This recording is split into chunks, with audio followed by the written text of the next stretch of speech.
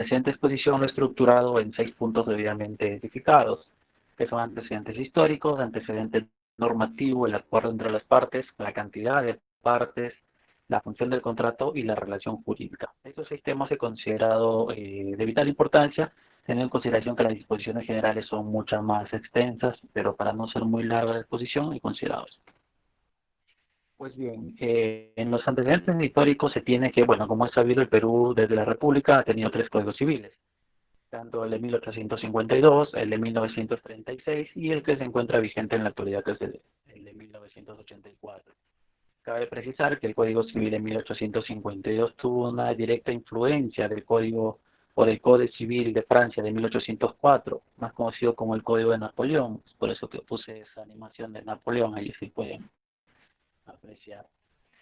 ¿Y cuál era la particularidad básicamente de este código? Era colocar énfasis o una vital importancia en los derechos patrimoniales. Claro, si bien es cierto, el derecho civil es parte del derecho privado y se tiene que colocar énfasis como tal en el derecho patrimonial, aquello no implica o no es óbice para que los derechos de las personas también se vean salvaguardados en este cuerpo normativo. Sin embargo, no fue así en el Código francés de 1804 y en el Código Civil de 1852 de Perú, nuestro primer código. Sin embargo, en el transcurso del tiempo, estos se fueron, ese principio de los derechos patrimoniales se fue diluyendo hasta que apareció en 1900 el BGB alemán, que es el Código Civil alemán, con la flexibilización de esos principios absolutos. ¿Y cómo se da esto? Que en materia de contratos ya se empezaba a apreciar una intervención del Estado. Cabe precisar que en el Código Civil francés de 1804, en el artículo 1134, se da origen a una famosa institución que todos conocemos ya, o bueno, los que no han llevado el curso de contratos al menos han escuchado, del denominado ley entre las partes, pacta sunt servanda. Es en Francia, a través del Código de 1804, que nace este famoso principio del pacta sunt servanda, que los franceses trataron de santificarlo o de dogmatizar este principio para que se respete lo acordado por las partes. Pues no. Sin embargo, con el BGB alemán, como bien repetía, ya este principio se rompe, ya no son principios absolutos y empieza, perdón, a florecer la intervención estatal.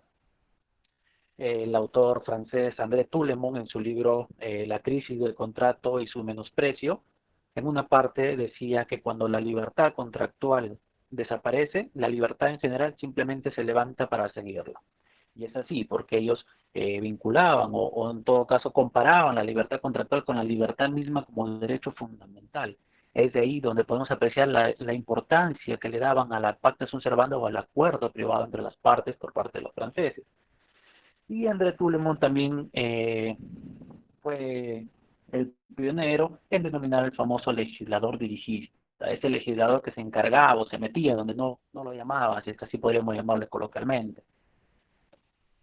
Legislador dirigista que con el transcurso del tiempo, dadas las circunstancias del caso, por ejemplo, empezaba ya a congelar deudas, empezaba a congelar arrendamientos, a suspender los contratos de arrendamientos, y eso, si es que se dan cuenta, suena muy parecido a lo que actualmente está sucediendo en el Perú. Entonces, de legislador dirigista pasó a llamarse legislador de emergencia, porque precisamente frente a estas situaciones o estas circunstancias es que el legislador empieza ya a meterse un poco más en los contratos. A ese contrato que en un principio era nada más ley entre partes, ya tenía una intervención activa por parte del Estado, sin perjuicio de los contratos en materia laboral, que incluso ya los podía prácticamente diseñar el legislador. Y es aquí también, bueno, no tiene nada que ver con contratos, pero, perdón, con el tema de contratos en general, pero estamos hablando de un contrato nominado atípico, atípico, que es el contrato de adhesión. Aquí nacen los contratos de adhesión, que prácticamente el legislador o las partes ya están en un contrato predeterminado y se rompe lo que erróneamente se denomina como la autonomía de la voluntad. ¿Por qué digo erróneamente? Porque la voluntad por sí misma no tiene una autonomía, necesita de un antecedente que es el discernimiento de la parte. Por eso considero yo, no sé ustedes, salvo distinto parecer, que el término autonomía o de la voluntad no está muy adecuado a la actualidad jurídica. Lo correcto sería la autonomía privada, que ahí sí sería un término correcto. Pero bueno, Entonces, el legislador de emergencias, el legislador de emergencia, al ver que todos los casos que llegaban a su corte no podían ser analizados uno por uno, es que saca la ley de circunstancias, la famosa ley de circunstancias, que a manera de precedente obligatorio tenía que ser aplicada para todos los casos en general. Y de esta manera también se empezó a uniformizar lo que se llama la jurisprudencia. Esa ley de circunstancias es donde se aplica por primera vez la teoría de la imprevisión. La teoría de imprevisión adquiere vital importancia en la medida que ya quebranta ese principio sacramentado en 1804 que era el Pacta Sunt Servanda y trata de modificar los contratos. Y básicamente consistía en que los hechos que dieron lugar al contrato y que en la actualidad han sido modificados por causas ajenas a los celebrantes, pueden ser intervenidos por parte del legislador. Y un claro ejemplo, o el primer caso que se dio a nivel de Francia fue el famoso caso Caprone. Caprone era un ingeniero que se había comprometido a construir un canal de regadío y este canal de regadío iba a beneficiar a los propietarios de los predios colindantes y esto como contraprestación tendrían que pagarle en monedas de oro. En monedas de oro. Resulta que en el año 1870 surge el conflicto franco-prusiano y como tal una de las consecuencias posguerra obviamente es la consecuencia económica y el valor de esa moneda prácticamente entra se devalúa y ya no tenía el mismo. Entonces, si es que Caprone al momento de hacer el canal de regadío cobraba dos monedas, el valor de esas dos monedas ya ahora automáticamente eran o cuatro o seis, pero ya se había bajado, pero los propietarios de los predios le seguían pagando con dos monedas que ya no valía lo mismo. Es entonces que la Corte de Casación francesa aplica lo que se llama, y da nacimiento a lo que se llama lo contrario al Pacta Sunt Servanda, que es el principio de rebus sic stantibus, que es lo mismo que la teoría de la imprevisión, pero ya con un principio plenamente identificado, o ya con un nomen juris determinado, que básicamente consistía en lo mismo. Si es que el contrato ha variado o los hechos que originaron el contrato ha variado en la actualidad, el legislador puede intervenir en él.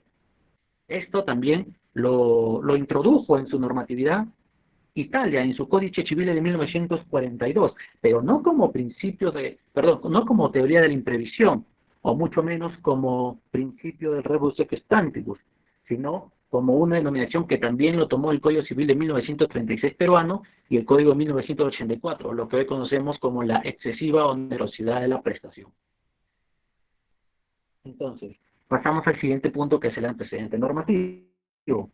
Después del Código Civil de 1852 entra en vigencia el Código Civil de 1936, en el que básicamente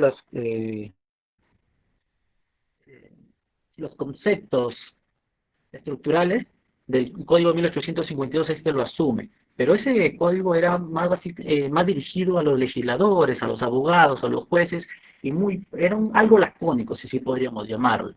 Y este código no cumplió ni 30 años cuando el maestro Carlos Fernández Cesarego, en ese entonces ministro de Justicia, decide no hacer una ley de enmiendas, sino un código civil nuevo inspirado ya en el más profundo humanismo. Ya se dejaba de lado los principios patrimoniales que tenía que tener una ley civil y también se inclinaba un poco más por los derechos de las personas, un poco más humanistas, si así podríamos llamarlo. Bueno, la estructura y otra también que motivó a la reforma del Código Civil de 1936 era la ubicación del contrato en el Código Civil. Hoy sabemos que el contrato se ubica en el libro séptimo del Código Civil, en lo que forma parte de la fuente de las obligaciones. Sin embargo, en el Código Civil de 36 se ubicaba dentro del capítulo de acto jurídico. Estaba la prescripción, estaba los contratos, las obligaciones, sus modalidades, y en la última sección se ubicaban los contratos. Entonces, partamos de allí, es por eso que en la reforma se coloca en el libro sexto las obligaciones, libro séptimo fuente de las obligaciones, y dentro de la fuente de las obligaciones entre las secciones que se divide se encuentra el contrato, ya sea disposiciones generales o los contratos típicos.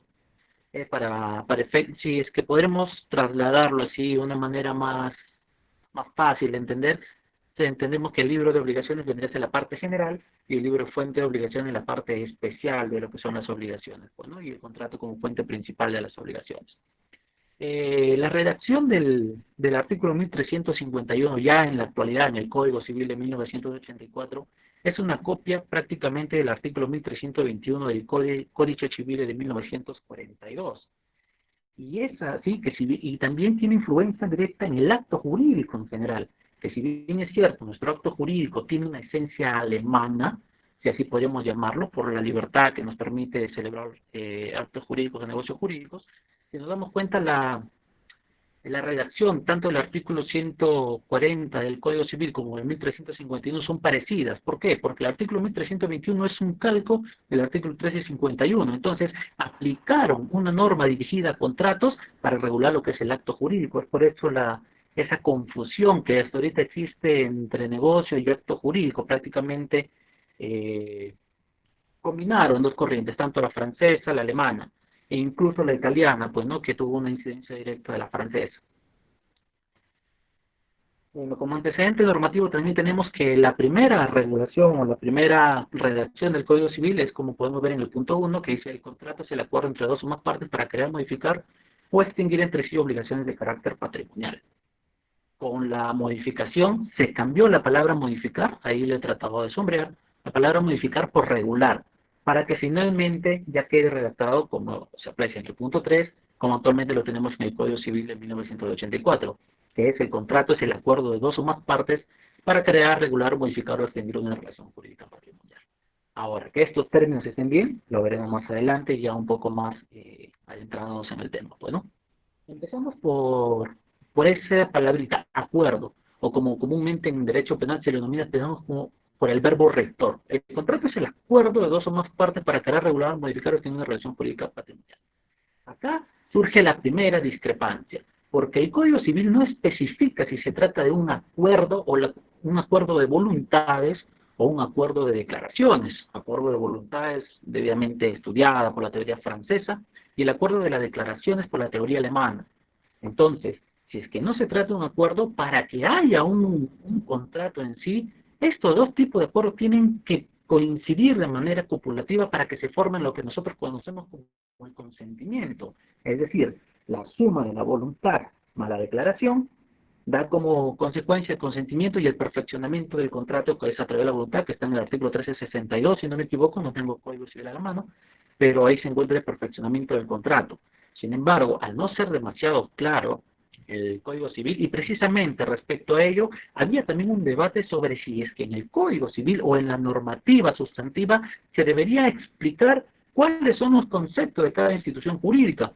Algunos decían que se tenía que explicar, que no debía estar dirigido exclusivamente para abogados o jueces, y otros decían que un código no tiene por qué explicar conceptos. Es por eso que ahí cito al maestro Manuel Augusto Laechea, que decía que si bien es cierto, un código no es un tratado de derecho, pero también tendría que tener conceptos claros para que sea aplicado de manera general a todas las personas. Por lo tanto, la ley debía enseñar. Entonces, frente a ese vacío que tenía o que tiene actualmente la redacción de 1351 del Código Civil Peruano, aparece la Corte Suprema para dilucidar de una vez eso, para que los juristas no se estén peleando, que se trate de un acuerdo de voluntad o de declaración, y establece que no. Para que exista consentimiento en un contrato, tiene que concurrir copulativamente tanto la voluntad y la declaración, y lo divide en dos fases, fase interna y fase externa.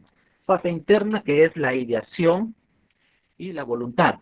Perdón, la ideación, el discernimiento y la voluntad. Y la fase externa, que es básicamente la manifestación, la declaración, perdón, o los comportamientos que dan el consentimiento. Si es que se encuentran perfectamente estas dos fases, podemos hablar de un consentimiento y podemos hablar de manera correcta de un contrato. Ahora, otra crítica también radica básicamente en si es que se debió colocar ese término acuerdo. ¿Por qué? Porque ciertos autores, bueno, la mayoría de autores concuerdan que debió denominarse convención. El contrato es la convención de dos o más partes. O también como consenso. El contrato es el consenso de dos o más partes. ¿Por qué? Porque el término convención o consenso va más allá del simple acuerdo. Va más allá. Tiene que necesariamente tener una incidencia directa el consentimiento como parte parte estructural del contrato. ¿Y qué es el acuerdo? El acuerdo establecen algunos autores que el acuerdo es como el reglamento del consenso, son las estipulaciones que los celebrantes deciden contener dentro del contrato. Un conjunto de acuerdos forma un consenso. Es por eso que para ellos la correcta denominación debió haber sido convención o consenso, puesto que acuerdo son como las partes, son como las cláusulas, si es que así podríamos llamar. Los acuerdos son las cláusulas y la reunión de todas las cláusulas sobre la base de la interpretación del acto jurídico del artículo 168 del Código Civil llega a la convención o al consenso que en términos jurídicos vendría a ser ya definitivamente el contrato. En lo que se refiere a la cantidad de las partes, primero tendría que analizarse cuál es la noción de parte, si necesariamente se refiere a una persona o una parte sustantiva de la relación jurídica patrimonial formada por el contrato. Es así que los juristas tratan en la medida de lo posible de dividirlo tanto en parte simple como parte compleja, teniendo en consideración que en el mejor de los casos vamos a encontrar frente a una parte y en la otra parte del contrato, otra parte, valga la redundancia. Por ejemplo, un contrato de compra-venta tenemos comprador, vendedor. Esa es la parte simple. Pero ahí viene la parte compleja cuando una de las partes, ya sea comprador o vendedor, está compuesta por dos o más personas. Por ejemplo, en una sociedad conyugal, si es que así podríamos llamarlo. Vendedor es la sociedad conyugal, no sé, Romero Díaz. Y la parte compleja es el comprador. Entonces, la parte compleja tiene que haber dos o más personas. No dos partes, perdón. Son dos personas que forman una parte. No sé si me dejo entender. Parte simple cuando estamos hablando de la unidad de las personas. Comprador, vendedor. Parte compleja cuando en una posición jurídica de un contrato de compra-venta, pongamos por ejemplo, existen dos personas que forman una parte. El hecho es de que en ambos tiene que haber un centro de interés. Que en la parte simple de un contrato tenemos comprador y vendedor. El centro de interés es la transferencia de propiedad del bien. Entonces el comprador está de acuerdo, el vendedor está de acuerdo. En la parte compleja vienen los problemas, porque ese centro de interés para que se dé contrato tiene que haber un consenso previo tanto entre los cónyuges, si es que, o los condóminos, si estamos hablando del derecho de copropiedad.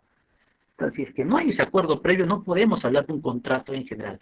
Es por eso que se debe diferenciar las partes de un negocio jurídico, de un contrato, con las personas que forman parte de las partes. Suena un poco redundante, pero se tendría que identificar plenamente. Si es que estamos hablando, por ejemplo, de dos compradores, se tendría que ver un centro de interés por ambos, por parte de las dos personas. Si es que uno nada más no está de acuerdo, está en desacuerdo, simplemente no podría haber ese centro de interés que permita configurar de manera perfecta ese contrato. Ahora pasamos al quinto punto, que es la función del contrato. Y como lo había establecido al inicio de la exposición, Potier, un famoso jurista francés, establece que el contrato debería ser denominado no acuerdo, sino una convención. Una convención. Y en efecto, así es como lo estableció el artículo 1101 del Código francés. La convención de dos o más partes para regular, modificar o extinguir una relación jurídica patrimonial, que si lo trasladamos a la legislación peruana. Ahora dice, la convención o el consenso es el acuerdo de unas partes para regular, para crear, regular, modificar o extinguir un contrato, se pregunta él. Entonces, nos ponemos a analizar. Si es que el contrato es el acuerdo de dos partes, trayendo la regulación peruana, es el acuerdo de uno o de más partes para crear un contrato. Si el contrato ya se creó, entonces, ¿se necesita otro contrato para modificar? Eso es lo que nos da a entender el artículo 1351, porque dice el contrato es el acuerdo de dos o más partes para crear, regular, modificar o extinguir una relación jurídica patrimonial. Una relación jurídica patrimonial. Entonces, si yo tengo un contrato de compra-venta o un contrato de arrendamiento y yo quiero modificar la merced conductiva establecida en una cláusula, ¿necesito de otro contrato para modificar esa cláusula? No bastaría acaso nada más con una, no sé, cláusula aclaratoria, quizá puede ser. O se equivocaron en la identificación del bien. ¿Necesito otro contrato para modificar, para regular? ¿Necesito otro contrato? Porque estamos hablando necesariamente de una convención. ¿Necesito otra convención? Sí, la necesito. ¿Necesito otro consenso? Sí, lo necesito. Pero necesito otro contrato para regularlo, para modificarlo. Ahí también yo, no sé, discrepo con con la posición o con la redacción literal del artículo 1351 en la medida del término acuerdo, que debería ser consenso de dos o más partes para modificar un contrato. Traigamos a colación el ejemplo de la novación.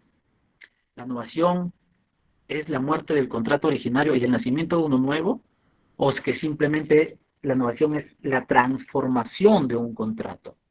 Bueno, eso todavía sigue en discusión. Yo soy de la posición que simplemente es de la transformación de un nuevo contrato, nada más alterándose una de las obligaciones, pues, ¿no? Luego hablamos de la creación de la relación jurídica. Entonces, lo que, lo que trae como consecuencia el acuerdo de voluntades o el consenso de voluntades, hablando de manera correcta, al menos para mí, es la creación de una relación jurídica. Y es por eso, como último punto, traemos a colación la relación jurídica. Pero la relación jurídica debe ser analizada en sentido amplio. La mayoría de autores, como podemos ver ahí en las imágenes, tanto Díaz Picasso, un autor contemporáneo, Alfredo Bulla, establecen que la relación jurídica se requiere dar exclusivamente entre personas. Necesariamente la relación jurídica tiene que dar entre personas como titulares de los derechos subjetivos. No se puede dar una relación entre persona y cosa, bueno, salvando la distancia, el caso y los kilómetros de experiencia que llevan los maestros, yo estoy en completamente desacuerdo.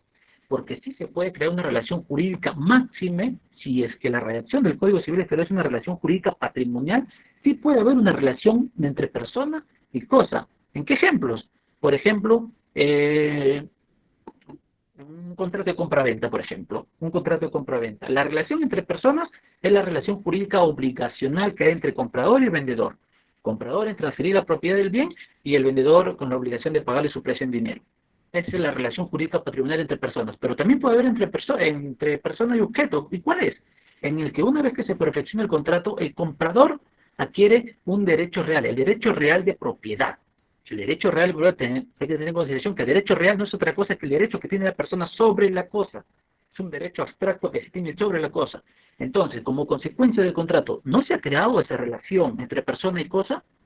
Claro, es verdad que se ha creado esa relación jurídica obligacional que se tenía el comprador con el vendedor para la entrega del bien y pago del precio, es verdad, pero también se ha creado esa relación jurídica patrimonial entre el comprador, nuevo propietario, y el derecho real que se ha creado con la cosa. Entonces, esa relación jurídica que establecen los ciertos autores que nada más debería existir entre personas y personas, yo discrepo completamente y es por eso que nada más se resumió esa diapositiva que tiene que ser en sentido amplio, que tanto persona entre persona como persona entre objetos. Entonces, bueno, para no alargar, obviamente que las disposiciones generales van más allá de estas simples seis puntos, pero para no hacer muy largo el tema he considerado pertinentes esas partes fundamentales haciendo una crítica personal. No sé si hay algún tipo de preguntas o de pase a mi siguiente compañero, pues eso ha sido todo por el día de mi ponencia, de mi exposición. Muchas gracias. Gracias, Franklin. Muy bien, vamos a continuar, ¿no? Dada la hora, para a ver si puedes dejar de proyectar. Sí, un ratito. Ya, gracias. Ya.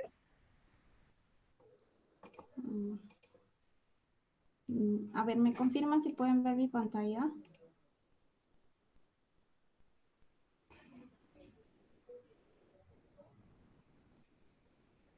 Oli. ¿Sí se puede ver? Sí. Ya, muy bien, gracias. Buenas noches a todos. Bueno, continuando con lo previsto, con lo que habíamos organizado en el departamento. Muy bien, el presente grupo, que es el grupo 3, va a desarrollar el tema referido a los principios del contrato. Aquí hemos recogido una serie de principios contemplados en nuestro código y que también la doctrina ha desarrollado y amplía, ¿no? En mi intervención voy a desarrollar los referidos a la libertad contractual, de la mano con la autonomía privada, la obligatoriedad contractual y así.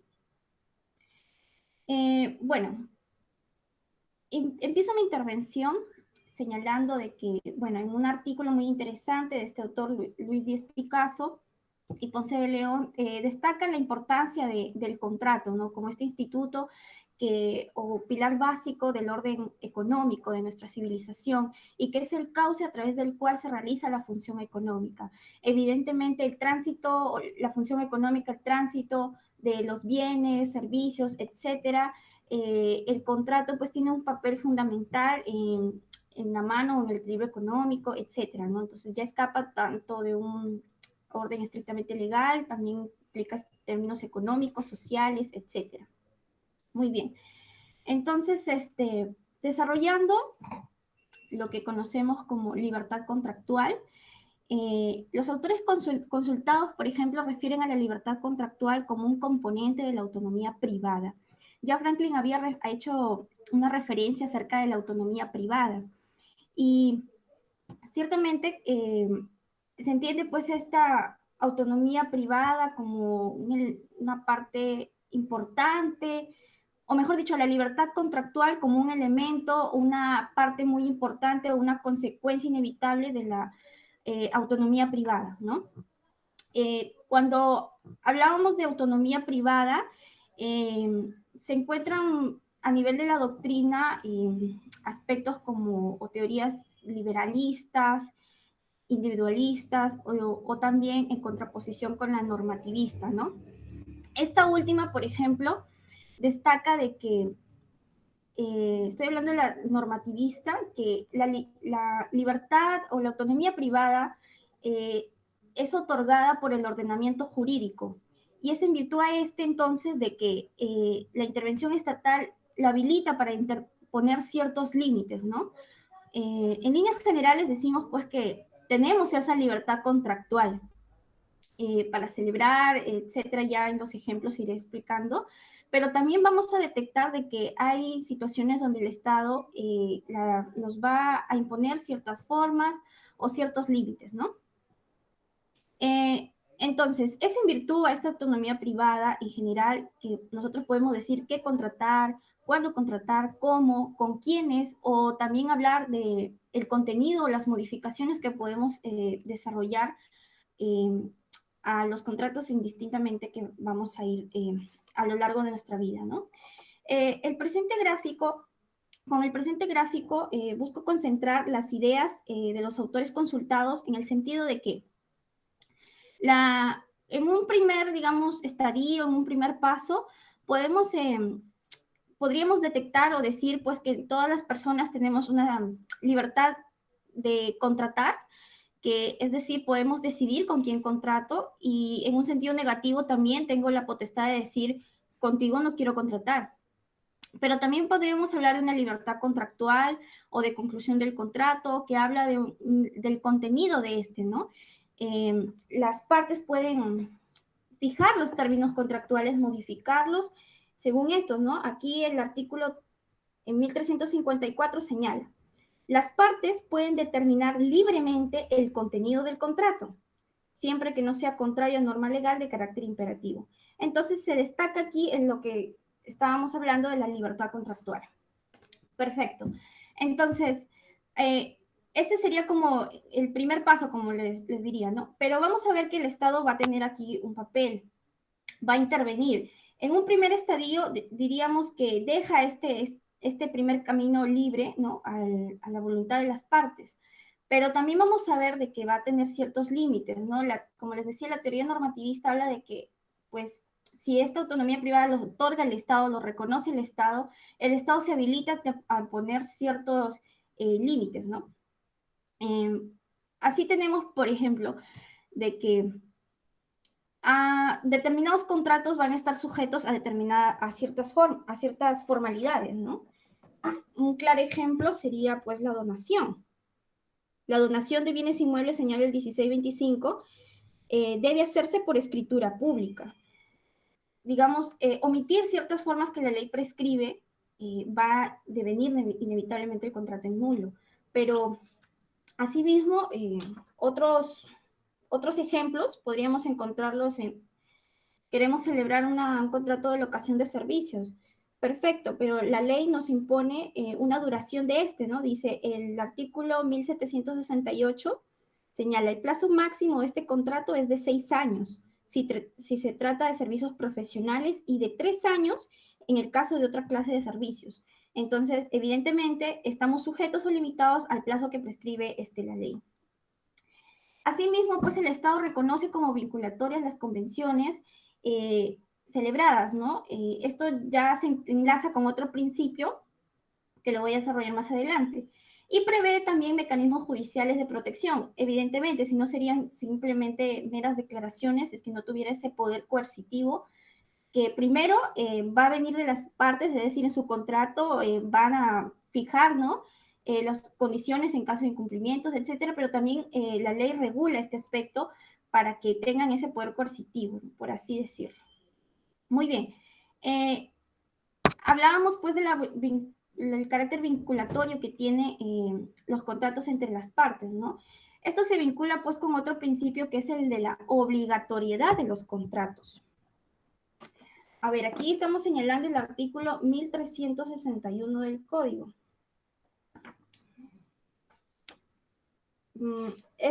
A ver, dice así. Los contratos son obligatorios en cuanto se haya expresado en ellos. Se presume que la declaración expresada en el contrato responde a la voluntad común de las partes y quien niegue esa coincidencia debe probarla. Entonces, esta primera parte consagra este principio, ¿no? Son obligatorios en cuanto se haya expresado en ellos. Ya Franklin había hecho una breve referencia al principio de pacta sunt servanda, ¿no? Evidentemente vincula a las partes y éstas se obligan, así como voluntariamente celebraron este contrato, voluntariamente se obligan a cumplir las condiciones allí pactadas. Genera un efecto, como dice aquí, que ata a las partes, combinándolas a cumplir el contrato. Ahora, esta también, a ver, diríamos que no es pues ilimitado o absoluto, ¿no? Porque también podemos encontrar ciertos casos en donde va a haber o se va a generar por ciertas circunstancias un desequilibrio. Recordemos de que, pues, en materia contractual partimos de la idea de que las partes, pues, son iguales, ¿no? Pero entonces, ¿cuál sería, digamos, las excepciones, no sé, estos otros caminos laterales? ¿Cuándo se escapa la regla de la obligatoriedad? Se debe buscar, pues, como señala, la existencia del equilibrio conceptual entre los intereses de las partes, ¿no? Pero aquí el código va a regular ciertas situaciones donde vamos a encontrar o advertir un desequilibrio, donde se altera esta igualdad entre las partes. Aquí yo estoy mencionando dos que se desarrollan, ¿no? El tema de la lesión. Vamos a ir al artículo 1447. La lesión señala, la acción rescisoria por lesión solo puede ejercitarse cuando la desproporción entre las prestaciones al momento de celebrarse el contrato es mayor de las 2/5 partes y siempre que tal desproporción resulte del aprovechamiento por uno de los contratantes de la necesidad apremiante del otro.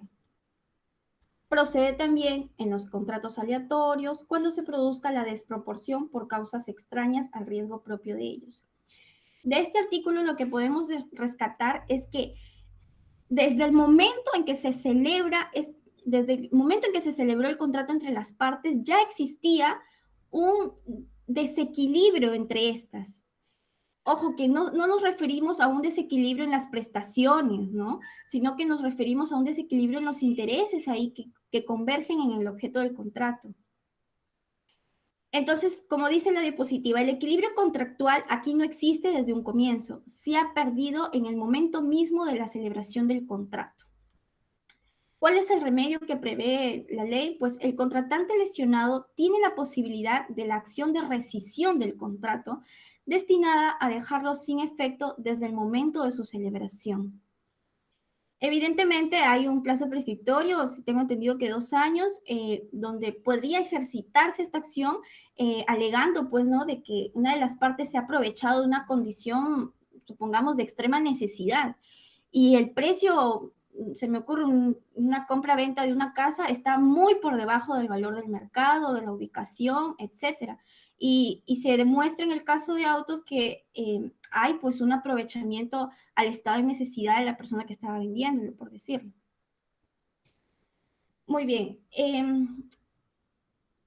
La otra institución contemplada es el tema de la excesiva onerosidad en la prestación. Sobre este tema hay amplio desarrollo, sobre todo en estas circunstancias de la pandemia, ¿no? Y se discutía si se podía aplicar, en fin. No han dado mucho en eso por no ser objeto de la presente, pero considero que podría prestarse para un conversatorio posterior. Muy bien, en cuanto a la excesiva onerosidad de la prestación, vamos a remitirnos al artículo 1440. Señala, en los contratos conmutativos de ejecución continuada, periódica o diferida, si la prestación llega a ser excesivamente onerosa por acontecimientos extraordinarios e imprevisibles, la parte perjudicada puede solicitar al juez que la reduzca o que aumente la contraprestación a fin de que cese la excesiva onerosidad. Básicamente, aquí, al momento en que se celebró el contrato, las partes no existía ningún desequilibrio, sino que este se genera posteriori, ¿no? Y vemos que se trata pues de causas, como señala el código, acontecimientos extraordinarios e imprevisibles. Un claro ejemplo de esto es pues por, digamos, fenómenos económicos, ¿no? Inflación o hiperinflación, en donde evidentemente estas circunstancias ya escapan del dominio, del control de las partes. Y pues el remedio que te proporciona aquí el código es que se puede reducir la prestación porque ya en el momento se ha convertido en excesivamente onerosa, ¿no? O se aumente la contraprestación a fin de que la parte afectada ya no se encuentre en esta situación. Muy bien, entonces, aquí como vemos, hemos desarrollado el tema de la autonomía de la mano con la libertad contractual y la obligatoriedad de los contratos. Algo que quería agregar a esto es de que en cuanto a la libertad contractual, ¿no? Que hacíamos referencia y que olvidé mencionarlos, es que este tiene un amparo constitucional, ¿no? Y de hecho, también hay varios autores que desarrollan esto en función digamos, a cierta incompatibilidad que podría existir con el Código Civil. ¿Por qué? A ver, hay que remitirnos a la Constitución, el artículo 62. La primera parte señala, la libertad de contratar garantiza que las partes puedan pactar válidamente según las normas vigentes al tiempo del contrato. Bueno, consagra el tema de que efectivamente, ¿no? Las personas pues pueden elegir con quién contratar y también pueden elegir los términos y cómo estos contratan. En fin, se consagra esta libertad que tienen, ¿no? De acuerdo o lógico en armonía con las normas vigentes al tiempo en que lo celebran. En efecto, la segunda parte de este artículo de la Constitución señala, los términos contractuales no pueden ser modificados por leyes u otras disposiciones de cualquier clase. Aquí vemos de que está hablando casi de una especie de santidad del contrato, ¿no? No puede ser alterado, dice. No pueden ser modificados por leyes u otras disposiciones de cualquier clase. Ya, perfecto. Cuando nosotros nos remitimos, por ejemplo, al artículo 1355 del Código Civil señala, la ley, por consideraciones de interés social, público o ético, puede imponer reglas o establecer limitaciones al contenido de los contratos. En una rápida lectura podríamos apreciar que, ¿no?, la Constitución, norma máxima, nos dice que no se pueden alterar los contratos. Los términos contractuales no pueden ser modificados por leyes u otras disposiciones de cualquier clase. Y en contraposición con el 1355, que señala que la ley, por consideraciones de interés social, público o ético, puede imponer reglas o establecer limitaciones al contenido de los contratos. Esto quiere decir, pues, de que posterior, al celebrarse el contrato, ¿podría el Estado de repente imponer una ley, algo que limite los contratos ya celebrados, que modifique, que cambie el vuelco de cómo estos fueron celebrados en un primer momento por las partes que intervinieron? Hay artículos que desarrollan ampliamente esto, ¿no? Porque se diría, pues la Constitución prevalece como tal y por ende hay que aplicar, no se aplicaría este artículo en cuanto a los contratos, ¿no? Pero también vemos que el título preliminar del Código Civil, el artículo 3, hace referencia a esto.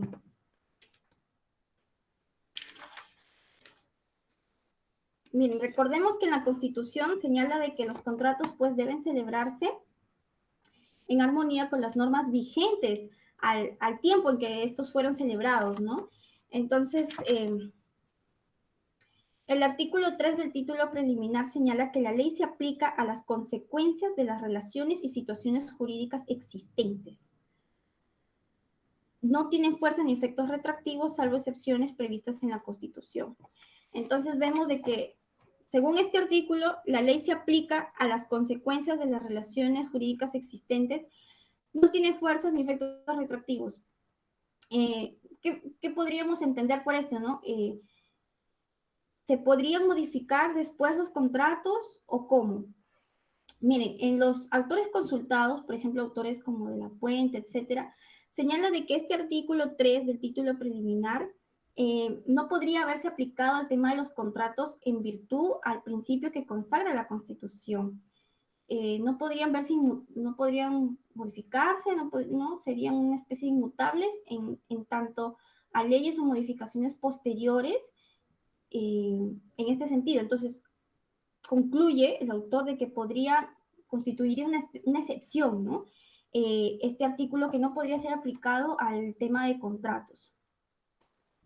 Muy bien. Estas son las ideas preliminares básicas. Los diferentes o los principios siguientes los va a desarrollar Gabriela, que le doy pase, por favor.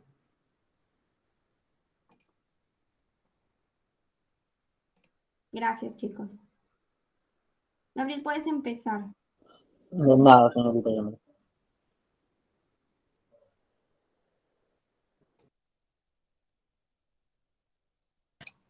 Sí, en un momento voy a compartir pantalla.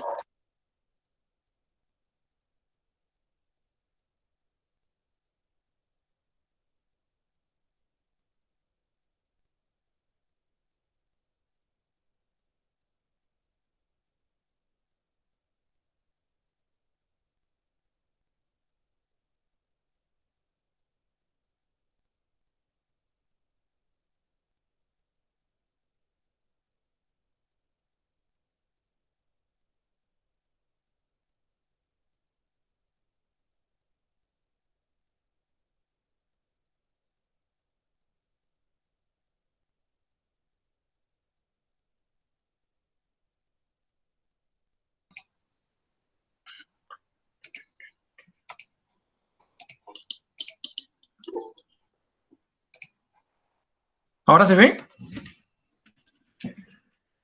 ¿Sí se ve? Sí. Ya. Justamente a mí me tocaba exponer otros principios, ¿no? De los contratos. En mi exposición yo siempre me gusta ser muy específico y usualmente no recurro mucho, ¿no? A conceptos dogmáticos a veces, pero voy a tratar de poder exponer mi punto de vista acerca del principio de buena fe contractual. Y felicito a los dos expositores anteriores. Franklin es demasiado didáctico, lo entendí todo y Preci, usted ha sido genial también en su exposición. Y bueno, ahora continuando con la exposición, voy a hablar sobre el principio de buena fe contractual. Usualmente, el principio de buena fe contractual, tal y como nosotros lo tenemos en nuestro Código Civil, abarca diversos momentos, ¿no? de la etapa o del íter contractual, ¿no? Uno es el de las tratativas, otro es el de su celebración y otro es el de su ejecución, ¿no? Que no se debería denominar ejecución de la relación contractual porque la relación contractual acaba en la celebración Y en la ejecución solamente subsiste lo que es la relación obligatoria, tal y como lo precisa el maestro Manuel de la Puente y Lavalle. En este caso yo voy a, de ese íter contractual, solamente voy a escoger lo que es la etapa de las tratativas. En la imagen que ustedes pueden visualizar, las tratativas es parecido a esa nuevo tipo de relación, ¿no?, que hay hoy en día, ¿no? Es el tema de los salientes, ¿no? Usualmente, los salientes es algo que no está formalizado, ¿no? Son simplemente dos personas que quieren ver cómo les va en la relación. Justamente, los salientes, aquí dice la imagen, tú y yo solamente estamos saliendo, no tenemos nada formal, ¿no? En esta etapa del noviazgo, ambas partes, ¿no?, tratan de conocerse un poco más, ver qué objetivos tienen, ¿no? Ver si es que a la larga, ¿no?, van a poder o no finiquitar en algo formal, ¿no? Y usualmente en estas épocas de pandemia es donde más se puede haber consolidado este tema de los salientes.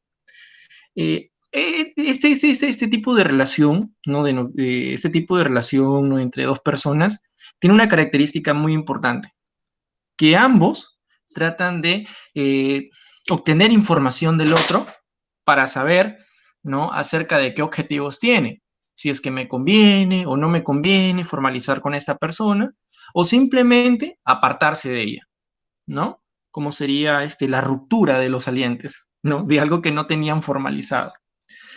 Esto es idéntico a lo que nosotros conocemos como etapa de las tratativas contractuales.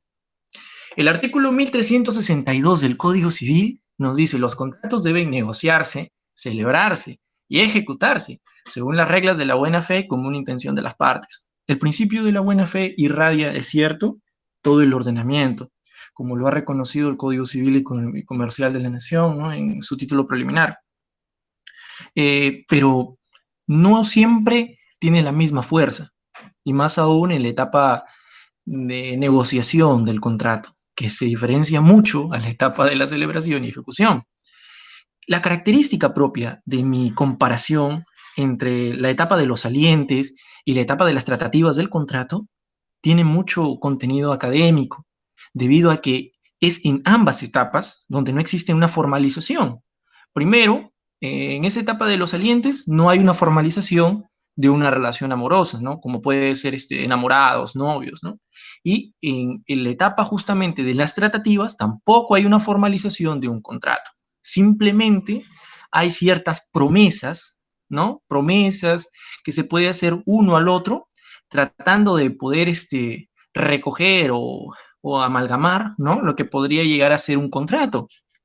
Y también existe lo que son estos costos de información, en los cuales una parte y otra tratan de obtener toda la información posible de su contraparte, ¿no? Justamente la etapa de las tratativas, como yo venía diciendo, posee ciertamente una inversión de recursos, ¿no? La inversión de recursos, ¿cuáles son? Recursos en los cuales, por ejemplo, nosotros les había hecho yo la comparación del tema de los salientes. Inversión de recursos porque digamos de que el chico X trata de impresionar a la chica Y, ¿no?, tratando de hacerle ciertas propuestas, ¿no?, para tratar de llegar a ella o viceversa, ¿no? Si hay cierta inversión de recursos. En la etapa justamente de las tratativas contractuales también. ¿Por qué? Porque puede ser que una de las dos partes, A o B, genere un gasto de recursos considerable para poder llegar a conseguir un contrato. Puede ser justamente un contrato de compra-venta, ¿no? Tratar yo de vender otros bienes para comprar otros más caros o que me son más útiles. Entonces ahí existe una inversión de recursos, que usualmente siempre está en una de las partes que se ve más interesada para consolidar el contrato. No existe vínculo contractual alguno en la etapa de las tratativas. Yo considero que sí, no existe vínculo contractual alguno. Si bien es cierto, yo preciso esto del título de vínculo contractual porque es la buena fe lo que le va a dar contenido a otra situación de la cual voy a especificar, que es la responsabilidad precontractual, ¿no?, más adelante. Pero si bien es cierto, desde ahora aclaro yo de que no considero de que cuando hablamos nosotros de la etapa de las tratativas hablemos de una responsabilidad contractual o por inejecución de obligaciones, ¿no?, que también se podría considerar. ¿no? Y bueno, sí hay una opinión en la doctrina peruana traída desde Italia, no, Italia no, desde Alemania, justamente, con el tema de los deberes de protección y la teoría del contacto social, ¿no? La cual yo no considero justamente acogible, ¿no? En nuestro ordenamiento jurídico por diversas razones de orden normativo, ¿no? Bueno, siguiendo especificando qué son las tratativas, luego tenemos nosotros lo que son las promesas que se generan confianza en la otra parte. En las tratativas, una parte, A o B, puede ser de que hagan promesas, ¿no? Para tratar de llegar a consolidar el contrato. Estamos en unas tratativas, o sea, no tenemos nada formal. Pero si bien es cierto, yo trato de hacerte ver a ti como que sí voy a consolidar un contrato contigo, haciéndote de que tomes interés.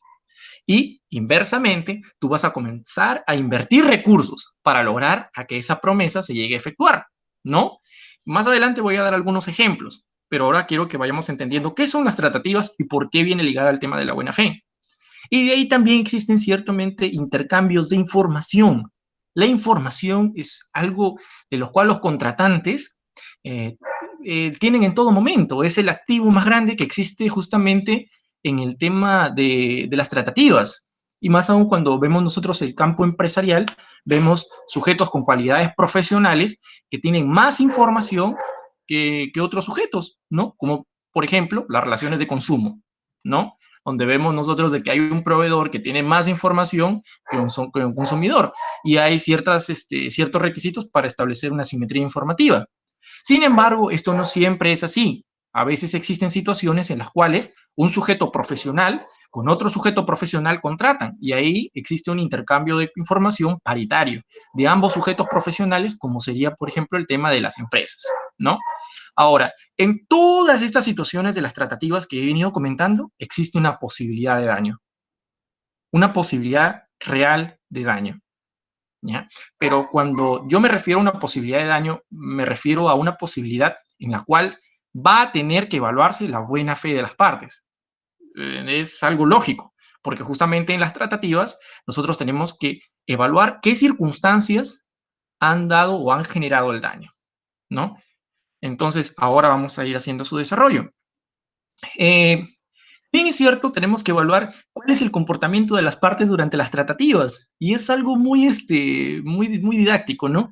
¿Por qué? Porque si bien es cierto, como decía Franklin, ¿no? Creo que lo tocó Franklin o lo tocó Yomira, justamente hablábamos de la oferta y la aceptación, ¿verdad? Pero el tema está de que en las tratativas no es igual a un esquema de oferta y aceptación o de contraoferta. Es una situación muy compleja en las cuales se van pasando un borrador de un contrato ambas partes hasta tratar de ver cuál será el definitivo, ¿no? Y ambas partes van tratando de obtener información del otro, ¿no? Es por eso de que es casi como un tema de los salientes, ¿no? Cuando van a iniciar una relación formal. Muy distinto justamente, ¿no? A lo que sería ya tener una relación de novios, en las cuales ya se han formalizado ambos. Igual o parecido sucede en el contrato, ¿no? Estamos en una situación compleja en la cual no podemos nosotros decir de que existe realmente un contrato. Sin embargo, existen diversas situaciones que debido a su complejidad tratan de ir armando el camino para lograr ello, ¿no? Ahora, ciertamente en este contexto cada parte no actúa velando por el interés de la otra. Esto es cierto. En el derecho contractual, cada parte trata de velar por su propio interés. Oigan, y esto no tiene nada que ver acerca con la buena fe, ¿eh? Sino que cada parte en el mercado trata de lograr intereses, trata de que sus beneficios económicos aumenten. Por eso se realizan contratos, ¿no? Si bien es cierto, los contratos sirven para la distribución del riesgo entre las partes para iniciar una contratación tienen que tener incentivos. Entonces, ¿qué pasaría a nosotros, ¿no? En este caso, si es que nosotros dejáramos a diestra y siniestra, no de que las partes hicieran todo lo que quisieran. Bueno, ahí recién entraría a tallar el ordenamiento jurídico a través de parámetros de conducta, como puede ser la buena fe. Pero, sin embargo, por regla general, las partes actúan buscando su propio interés, ¿no? Otra situación es de que deciden voluntariamente omitir información que sea relevante para la otra parte. Esto es lógico. No existe un deber general de que de que una de las partes, por ejemplo A, le deba información a B, No existe un deber general. Las partes actúan en el mercado tratando de conseguir la mayor información posible para obtener mayores beneficios económicos. Esto es algo lógico, siempre se ha sabido. Cada parte, por ejemplo, justamente cada parte trata de obtener su mayor beneficio. En la época griega, existía una situación en la cual una isla se llenaba completamente de agua, ¿no? Sin embargo, cuando bajaba el agua en la isla encontraban piedras preciosas. Las partes, por ejemplo, digamos, ¿no? En este caso los sujetos o agentes económicos que primero llegaban a la isla no le decían nada a los otros griegos y se llevaban todos los minerales que encontraban para venderlos en el mercado. Entonces, yo no tengo la obligación de decirle a otra parte con la cual quiero contratar para venderle esas piedras preciosas de que ya las piedras preciosas aparecieron. No lo tengo. ¿Por qué? Porque trato de buscar mayores incentivos económicos a mi favor. Sin embargo, esos incentivos económicos tienen que lograrse bajo ciertos parámetros que el ordenamiento jurídico indica, ¿no? Luego dice, antes que cuidar a tu prójimo como a ti mismo, que es un parámetro de justicia o moral, las partes deciden aplicar un análisis de costo-beneficio, eficiencia, ¿no? Siempre estas dos situaciones encontradas en el derecho y más en el derecho civil, justicia versus eficiencia, ¿no? Y a veces van de la mano. En este caso, justamente yo opino considerablemente de que lo que se realiza en el mercado es un análisis de costo-beneficio, ¿no? Más que un análisis de que una de las partes trate de velar por su prójimo en todo momento al realizar un contrato. No se trata de buscar ciertos incentivos y es por eso ahí de que el ordenamiento jurídico genera incentivos para que las partes actúen conforme a derecho, ¿no? Entonces, bueno, yo tengo 3 casos aquí que voy a ir desarrollando de forma sintetizada para ir explicando lo que es el tema de la buena fe en la etapa de las tratativas, como principio del derecho de contratos, ¿no? El caso número 1, son casos todos anglosajones, ¿no? En el caso número 1 tenemos el caso de Lilac versus Organ, ¿ya? Lilac tenía la posición de vendedor y Organ la de comprador, ¿ya? ¿Cuál fue su caso de ambos, ¿ya? Organ en la época de 1812 en Estados Unidos, se había enterado de que entre la guerra entre los estadounidenses y unos oficiales ingleses iba a acabar en determinado mes, porque iban a firmar un tratado de paz. Este tratado de paz que iban a firmar iba a aumentar los precios de algunos productos, debido a que ya la guerra cesaba. Y los productos, el precio de los productos iba a subir, ¿no? Entonces, Organ comienza a contactarse con Lilac para que le venda unos barriles de tabaco, dice la sentencia, ¿no? Unos barriles de tabaco. Y entonces Lilac justamente firman el contrato, firman el contrato, luego, y estaba justamente ya el despacho para otorgárselo a Organ, pero Lilac tuvo la noticia de que se había firmado un tratado de paz entre ambas fuerzas estadounidenses e ingleses, ¿no? Entonces Lilac se rehúsa a entregarle la mercadería porque Organ no le había mencionado de que el precio que iba a poseer, ¿no? Del bien materia de compra-venta iba a elevarse. Entonces, si se iba a elevar, Lilac le tenía que vender a un mayor precio a Organ la mercadería, ¿no? Sin embargo, Organ se guardó esa información para él y no le dijo en ningún momento a Lilac lo que sucedía en esas circunstancias. Entonces, al no entregarle la mercadería a Organ, Organ decide interponer una indemnización por daños, ¿no? Y perjuicios, ¿no? En este caso hay que entender algo. El comprador poseía información que repercutía en el bien en materia de la información, de compra-venta, ¿no? Entonces, yo quiero acá sintetizar algo. Una de las partes tenía una información valiosa, pero no se la dijo a la otra. A se negó a dar la información a B, ¿no? Se la reservó para él, porque si se la daba, aumentaba el precio del bien en materia de compra-venta. Entonces, en esa situación, era una situación que favorecía, en este caso, al comprador. Entonces, debido a ello, guardó absoluto silencio, ¿no? Pero cuando se enteró Laila después, no le quiso dar su mercadería, ¿no? Un curioso caso. Luego tenemos el caso número 2. El caso número 2 trata de los siguientes hechos. Opdeck eran los compradores versus Schellemeyer, que eran los vendedores, ¿ya? ¿Qué sucede aquí? Other era una sociedad conyugal que estaban en plena búsqueda de una casa en donde poder vivir, ¿no? En Estados Unidos. Entonces ustedes, como conocen y habrán visto muchas películas, las casas en Estados Unidos son prefabricadas, ¿no? Son de madera, casi todo está construido en base a madera, una buena madera, ¿no? Pero aparentemente este no era el caso, porque Shelley Meyer, que habían sido los propietarios del inmueble, eh, tenían una vivienda en la cual estaba infestada de termitas, ¿no? Cuando ODE, que era esta sociedad conyugal, toman posesión del inmueble, se dan cuenta de que las termitas se les subían hasta los hombros. Entonces, todo el lugar estaba infestado. Entonces, ¿qué deciden? Deciden mandar ineficacia contractual. ¿Por qué? Porque los vendedores tenían la posesión de la información sobre los defectos del bien. ¿Qué defectos tenía el bien? Estaba infestado de termitas. Y a pesar de que ellos sabían de que el bien que le estaban vendiendo a los compradores tenía ciertos defectos, omitieron darles esa información perjudicándolos, ¿no? Y ese es el segundo caso. El tercer caso es de Hoffman versus Rick O. Stores, ¿no? Este tercer caso se basa en un contrato de franquicia que al final no se realizó, no se celebró, ¿no? En estas etapas de las tratativas, ¿no? Para llegar a este contrato, ¿qué sucedió? Hoffman, que era un hombre que tenía dos tiendas de panaderías, ¿no? Muy importantes en su ciudad, ¿ya? Decide contratar con Reg Old Hestor, ¿no? Decide establecer ciertos tratativas con Reg para llegar a un contrato de franquicia. Lo que sucede aquí es de que Reg Old le había dicho de que consiguiera $18,000, ¿no? Para otorgarle la franquicia. Entonces, el señor Hoffman vendió sus panaderías e invirtió bastantes recursos para llegar a obtener la cantidad que le estaban solicitando.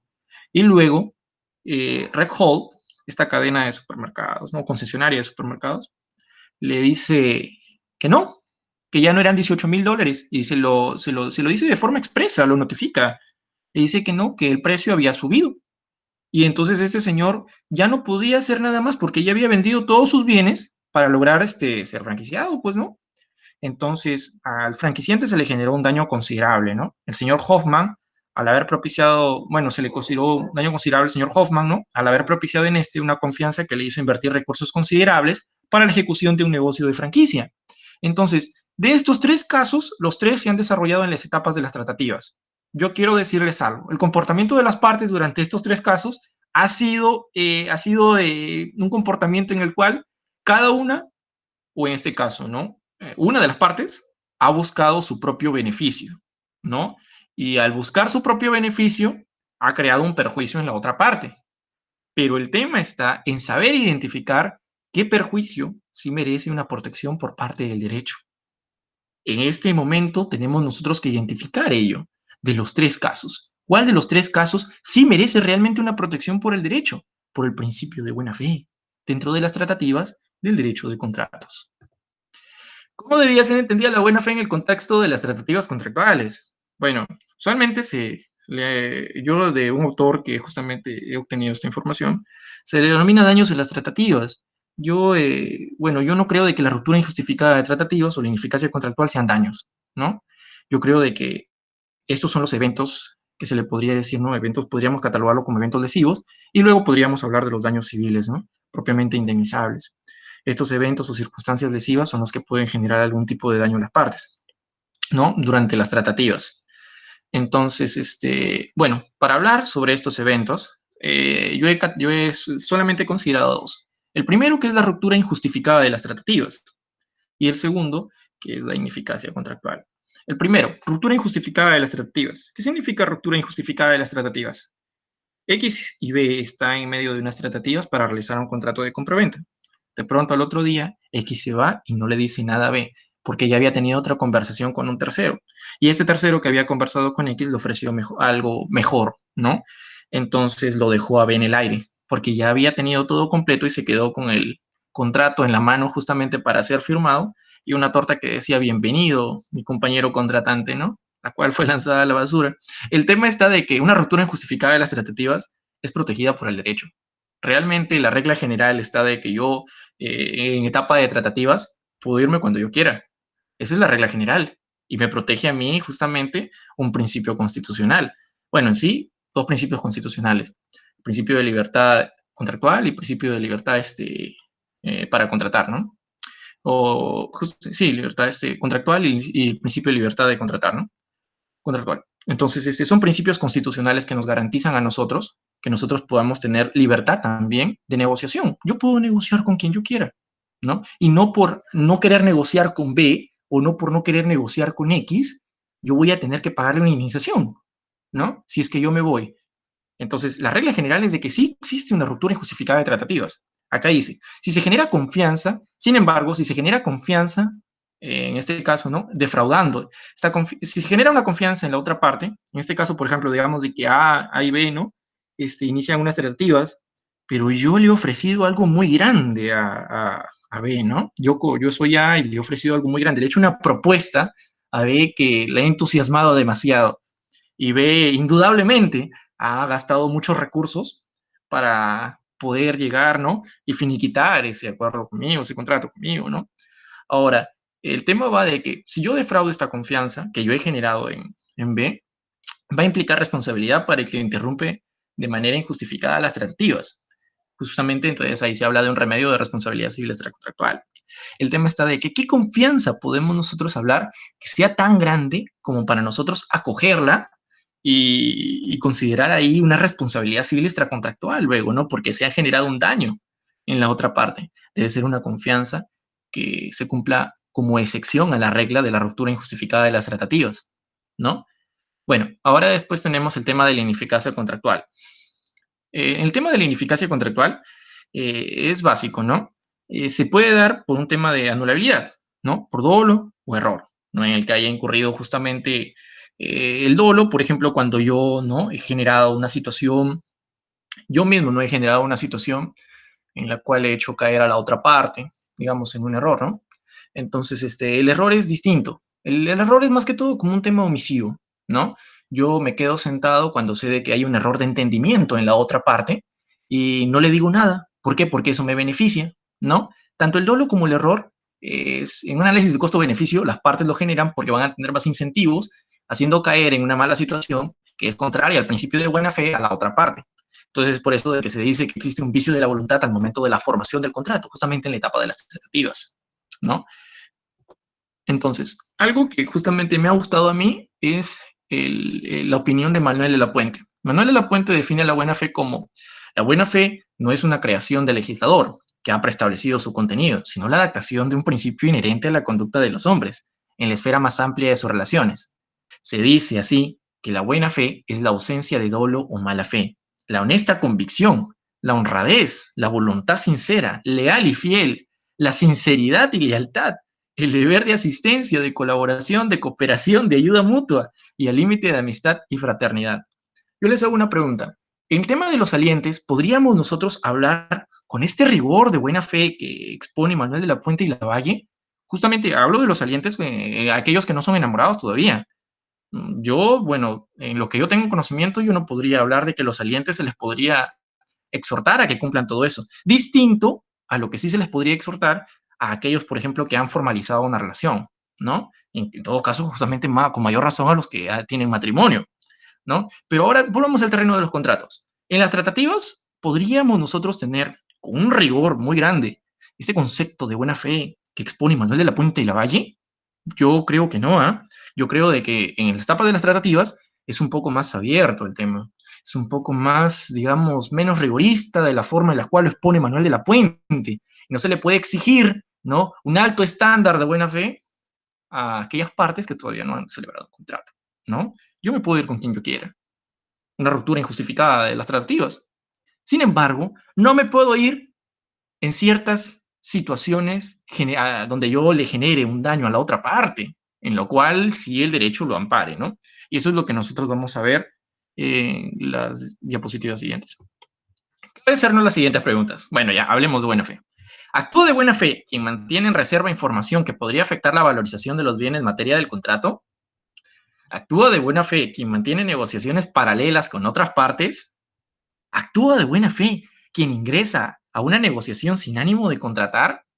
¿Actúa de buena fe quien oculta a su contraparte sus motivos para la celebración del contrato?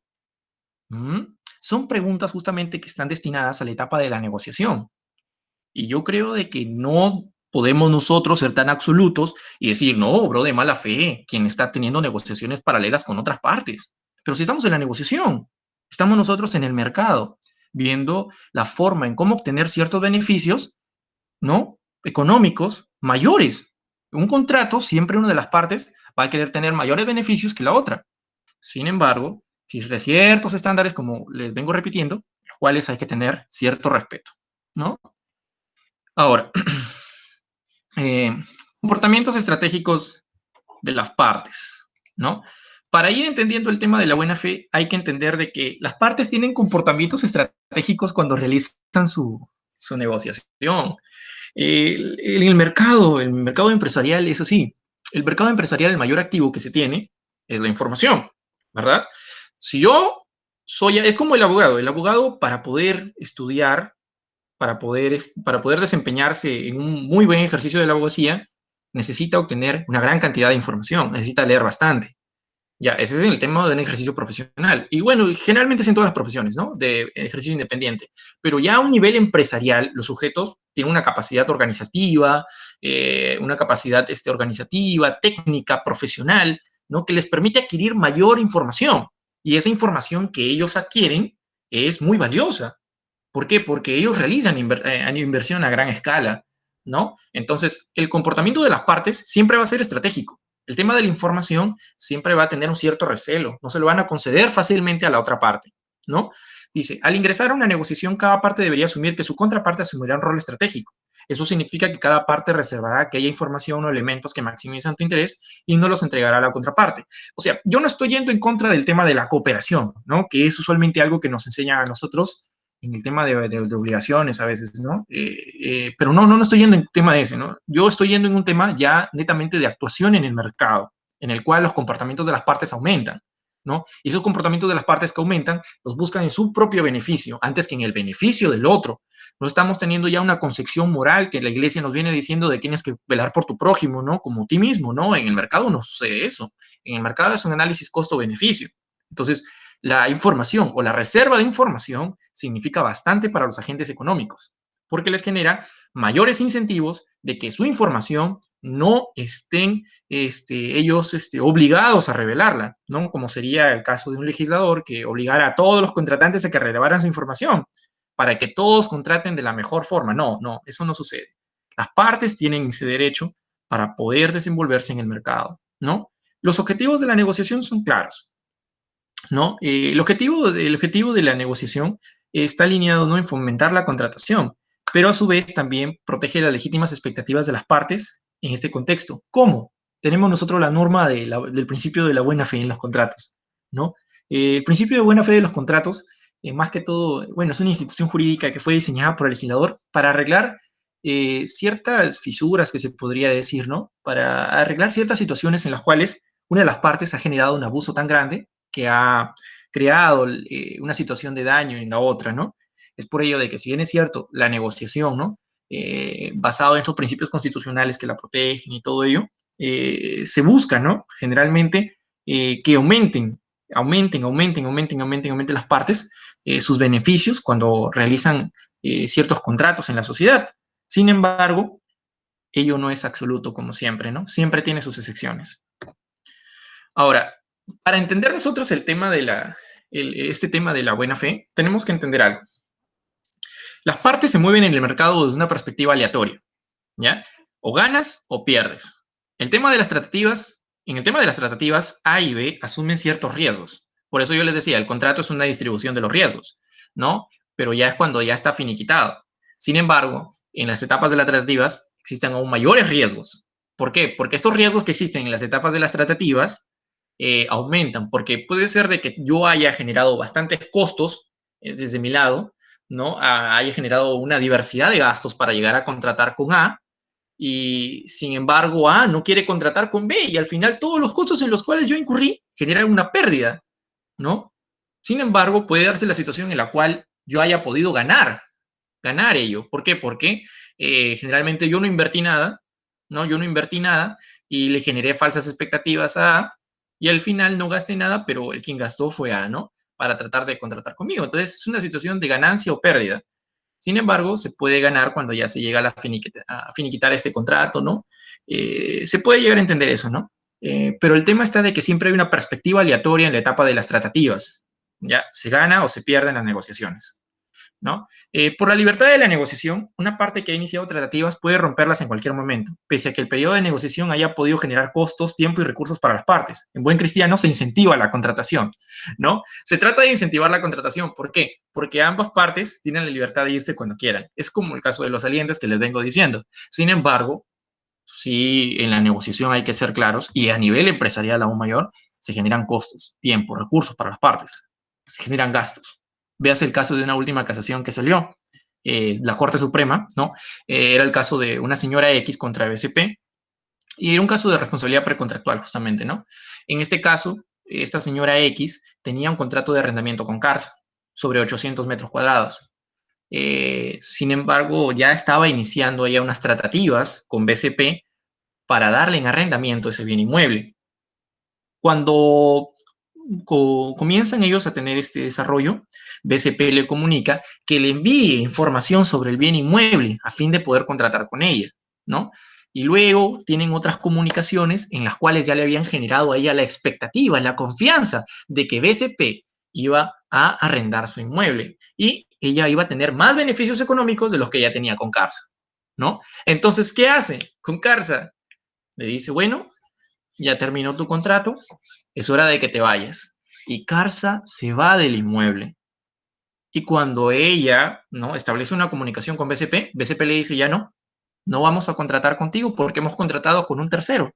Habían estado en tratativas, disculpen, no solamente con ella, sino con otros individuos, otros sujetos.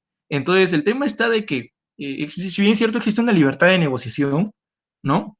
Existe una libertad de negociación entre las partes, pero le generaron ahí un daño muy grande que sí tenía una posibilidad real de indemnización, sí, sí lo tenía, porque ella perdió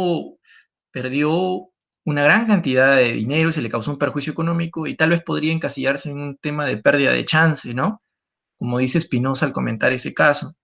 Sin embargo, yo veo de que existió una mala sustentación de su abogado al momento en que se fijaron los puntos controvertidos, porque se estableció, si es que en uno de los puntos controvertidos, recuerden que esa casación lo analiza, se estableció de que se debería determinar la responsabilidad contractual de BCP por el daño ocasionado a la señora X. O sea, responsabilidad contractual, no estamos hablando aquí de un contrato, no existía un contrato. Y el abogado, en este caso de la señora X, postuló en toda su demanda de que existía un contrato entre la señora X y BCP, cuando no era así. Estábamos en la etapa de las tratativas, ¿no? Es un caso muy peculiar, bueno, y más que todo creo de que la pérdida se ocasionó no tanto por el malo análisis de la Corte Suprema, sino tal vez por el abogado que no lo advirtió, ¿no? Entonces, bueno, iba por ahí el tema. Ahora, en este tema de la buena fe en las tratativas, la potestad de interrumpir las tratativas solo debería restringirse cuando la parte que pretende interrumpirlas ha generado una confianza razonable en su contraparte que el contrato sí iba a ser celebrado. Y ahí viene el tema justamente del caso de la señora X con BCP, ¿no? Sobre la posibilidad de haber finiquitado un contrato de arrendamiento. Sin embargo, no fue así porque BCP estaba hablando con otros terceros, ¿no? Y se fue al final y generó la ruptura de las tratativas, pero la dejó a ella con un grave daño, ¿no? El valor de la información. Aquí viene el activo más importante que les comentaba justamente en las etapas de las tratativas por el principio de buena fe. Dice, si no se protege esta titularidad y por el contrario se obliga a las partes a revelar toda la información que poseen, se crearía un desincentivo para que las partes entablen negociaciones, en tanto que las partes ya no podrían aprovechar la información que poseen y por ende no podrían recuperar los costos incurridos en obtenerla. Yo les digo algo, justamente en el primer caso que presenté acerca del tabaco, ¿no? Justamente cuando X y Y habían decidido, ¿no?, que X le iba a comprar unos barriles de tabaco a Y, porque X tenía la información de que se había ya celebrado un tratado de paz entre los estadounidenses y los ingleses y el precio del tabaco iba a subir, entonces él iba a generar iba a tener más beneficios económicos. Ahora, el tema está de que le haya ocultado información X a Y, se genera ahí lo que es una responsabilidad, digamos, ¿no? Un tipo de responsabilidad para X, es contraria a su actuación al principio de buena fe, ¿Acaso el precio el precio del mercado que se tenía ahí en cuenta, ¿no? ¿No era beneficioso para ambos? No, porque dicen, no, si le hubiera dicho esa información a Ye, hubiera tenido más posibilidades de obtener más dinero, ¿no? Cuando realizaron la compra-venta, él como vendedor y el otro como comprador. El tema está de que él no estaba obligado, porque, digamos, dos situaciones. Uno, Ye podía también obtener esa información, podía también tenerla, se dedicaba a una actividad empresarial. Y dos, las circunstancias del precio que iba a tener el objeto, ¿no? Que este precio que iba a tener el objeto, o su precio con el valor de mercado, ¿no? Porque se iba a terminar la guerra, las circunstancias ahí no determinan que X haya obrado de mala fe. No la determinan. ¿Por qué? Porque se necesitaría de que nosotros obligáramos a X a que entregue toda su información, cuando usualmente las partes en el mercado no actúan así. Entonces, yo no creo de que sea necesario imponerle a X la entrega de la obligación, porque realmente para X era beneficioso y X estaba comprando justamente el tema del tabaco conforme a lo que era el valor de mercado en ese momento. O sea, no incumplía nada de X, ¿no? El valor de la información yo creo que sí se justifica cuando hablamos nosotros de los defectos del bien en el caso de las termitas, ¿no? Y es realmente, esa es la excepción. Para mí la más clara, también pueden haber otros casos, pueden haber, pero la más clara para mí de una excepción a ocultar la información sería en el caso de las termitas. ¿Por qué? ¿Quién es el que posee una mayor información y la puede dar a un menor costo en ese momento? Eran los propietarios del bien.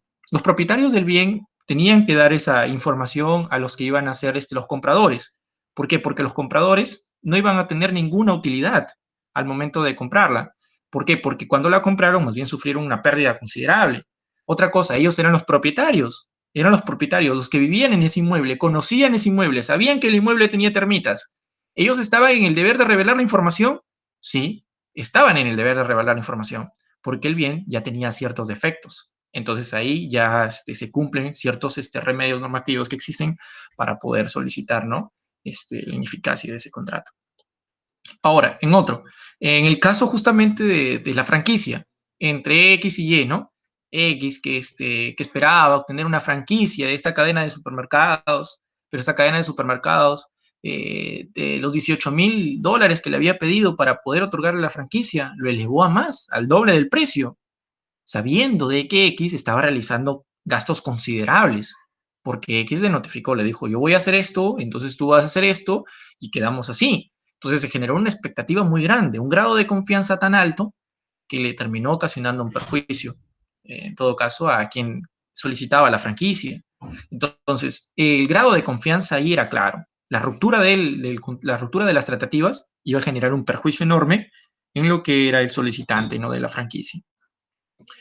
La buena fe, ¿qué debe buscar? La buena fe debe buscar dos cosas en la etapa de las tratativas. Uno, proteger las promesas efectuadas por las partes que han generado confianza razonable, como era el caso de la señora X con BCP, o también era el caso de la franquicia, ¿no? Justamente que se buscaba, porque habían generado ya una confianza razonable en que los gastos en que yo estoy incurriendo los estoy haciendo porque tú ya me estás prometiendo algo, ¿verdad? Entonces ya se está viendo ahí de que la buena fe puede actuar, ¿no? Distinto a lo que es el caso del valor de mercado en lo cual se había adquirido el tabaco, porque el mercado en sí, en esa situación de mercado en la cual se estaba desarrollando esa compra-venta, ambos agentes económicos no estaban obligados a entregarse información, porque se estaba comprando tal y cual el bien estaba siendo adquirido en ese mercado, ¿no? De ese entonces, ¿no?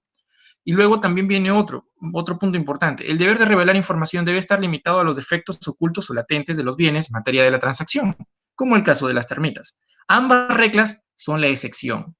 La primera regla es de que yo me puedo ir cuando yo quiera, porque son tratativas. Y la segunda regla es de que yo no tengo el deber de darte información a ti, porque la información cuesta. Y si yo te la doy, se reducen notablemente los incentivos para que yo genere más contrataciones en el mercado, ¿no? Entonces, la excepción sería de que cuando tú has generado confianza razonable en mí, yo puedo actuar solicitando el amparo de la buena fe. Y la segunda es cuando existen defectos ocultos o latentes en los bienes en materia de transacción, ¿no? Y eso sería todo.